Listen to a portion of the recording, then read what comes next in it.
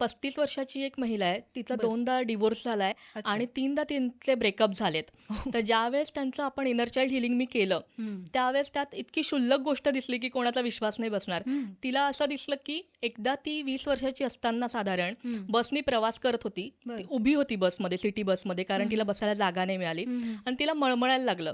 तर अच्छा. तिला असं वाटलं की आता आपल्याला व्हॉमिटिंग होतं का काय. तर तिने आजूबाजूच्या लोकांना रिक्वेस्ट केली की प्लीज मला बसू द्या, मला बरं नाही वाटत आहे, मला मळमळतंय. हं. तर जनरली कोणी लक्ष दिलं नाही, प्रत्येक जण आपापल्या व्यापात असतं, तर तिला इग्नोर केलं. हो. तर तिला काही वेळाने थोडं रेस्टलेस झालं आणि 2-3 स्टॉप नंतर ती उतरली, टॅक्सीने घरी गेली. हं. आता इतका क्षुल्लक प्रसंग घडला, हो ना. पण तिच्या माइंडनी या प्रसंगाला असं घेतलं की सारखा ती तोच विचार करत राहिली की मला काय हवंय ते समोरच्याला कधी कळतच नाही, की माझ्या क्षुल्लक क्षुल्लक गोष्टी सुद्धा समोरची व्यक्ती समजून घेऊ शकत नाही. बापरे! अशी लोक आजूबाजूच्या जगात आहेत की ते मला कधी समजूनच घेऊ शकत नाही.